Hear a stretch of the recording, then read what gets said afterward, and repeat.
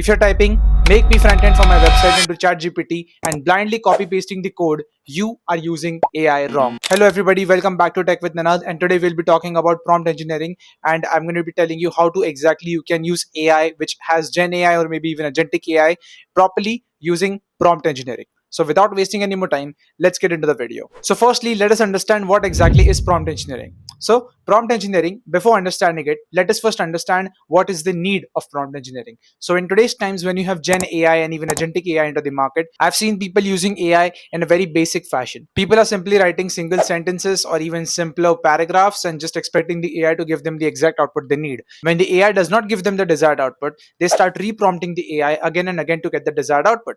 But now there comes a very huge question. Why does the AI do that exactly? So, if I'm to put it to you in very simple words, AI is not somebody who's a person on the other side. Rather, AI is a machine which is thinking like a probabilistic model. Okay, so you don't need to understand or get into the depths of what probabilistic models are. If I have to explain it to you in very simple words, it's basically that the AI uses your given words and it scrapes through its own data set or trained data or its model data, and it finally pushes an output based on what you have given the AI. So if you have given a bad input, it will give you a bad output. There is no person on the other end of the AI or the other end of your ChatGPT browser who can think, okay, you know what, we can make this prompt even better or make this output even better. No, the AI will simply take that prompt, every single word will be scrutinized, and it will check its own model database or model data, whatever it has, and it will give an output based on that input. So if you're giving a bad input, you will get a bad output.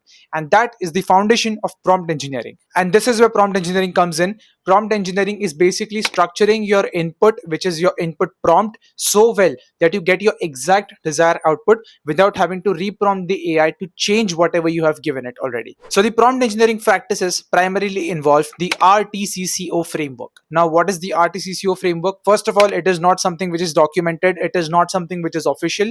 People have different ways of prompt engineering. This is a beginner friendly way that I myself use while writing prompts. I use it sometimes in a more advanced fashion, but this is just the basic gist of what you want in the RTCCO pattern. So the R stands for the role of the AI. Now, why do you need to give the role to the AI? Just as I explained before, the AI scrapes its own data set when you give it an input, and the AI gives you an output on that basis. Okay, but you do know that the AI has a lot of data. It has petabytes of data lying around.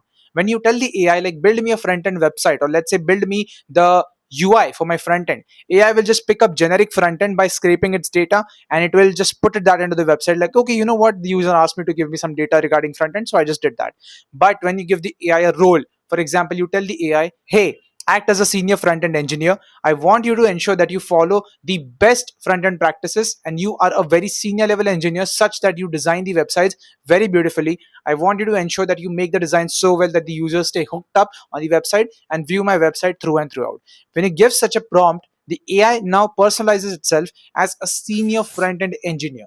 Now that leads the AI to understanding one thing: it cannot pick a generic data set anymore. It will scrape data which passes that parameter of being a senior engineer, which means better code, better output, better Reddit posts, better GitHub code, code with more stars, more followers, more comments, more folks. It will start getting that code. It will start getting that data. If you fail to decide the role for your AI, it will eventually pick up any garbage output or any garbage persona with a very regular generic data set, and it will give you the output that you don't need. Okay, after all comes the task. Now, task is something that we have all been giving. That's the entire point of the video, that how will you give the task in a better way. But there is also a way to give the task. You don't just write, give me a front end website. I'm going to tell you how you should be writing a task. So before you were writing that, okay, build me the CSS for my website or build me the front end UI for my website. Now you will be breaking your task down into chunks.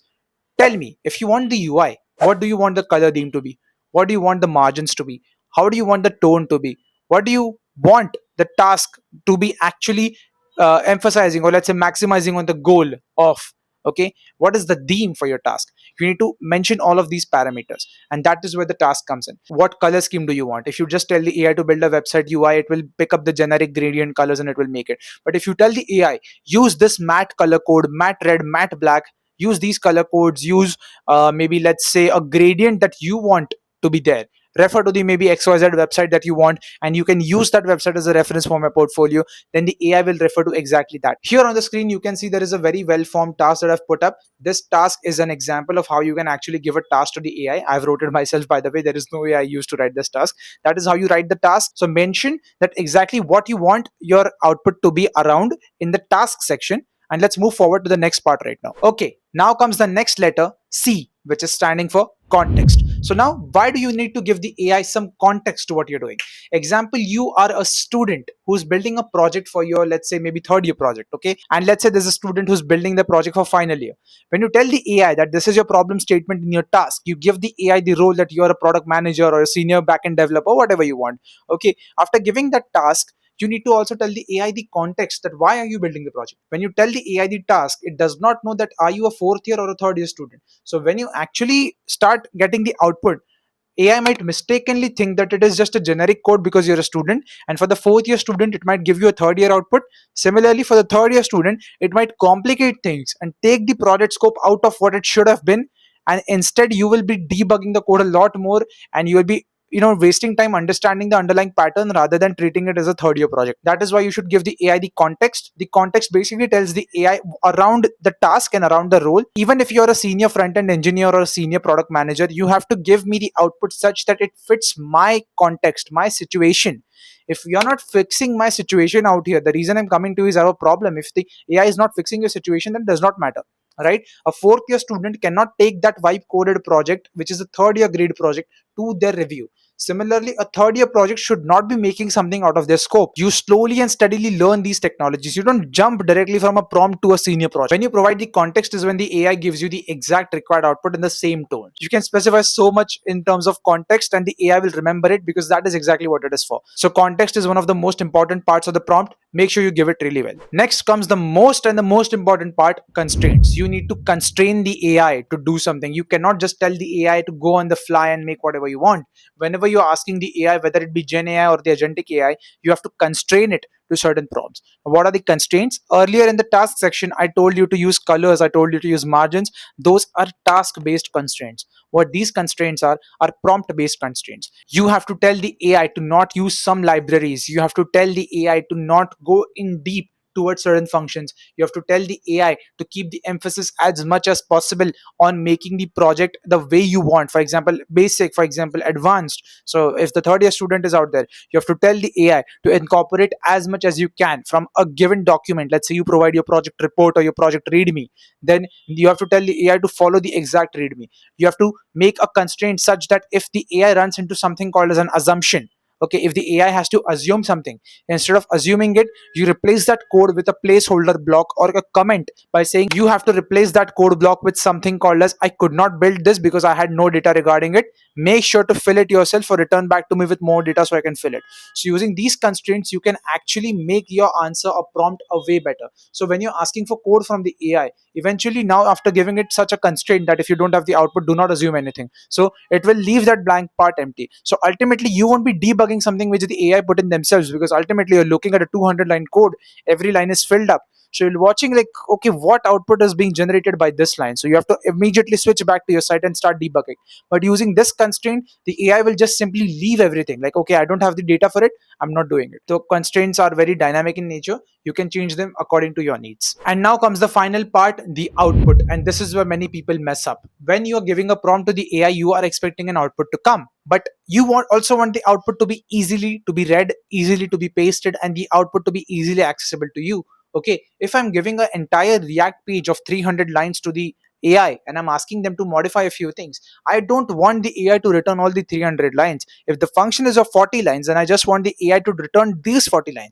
But if I don't tell the AI that return me only those 40 lines, it will eventually drop the entire file. What this will do is it will waste your AI tokens. At the same time, you will be receiving such a huge amount of code that you'll be reading through it. And there is also a possibility that has been given birth to, which is missing some lines from the code. So if the AI automatically misses some line of the code, which usually some AI models do, then you will be ultimately pasting that code and you will be wondering why the second part is not working. And if you revert, then the first part is not working. So it really builds an ambiguity around it, and therefore you have to tell the AI the exact output that you require. So that was all about the RTCCO framework. A quick snapshot is the role, task, context, constraints, and output. Role is basically giving an AI a persona, so the AI does not pick any random generic data or refer to any random generic data. Rather, it refers to high profile data that you want it to refer.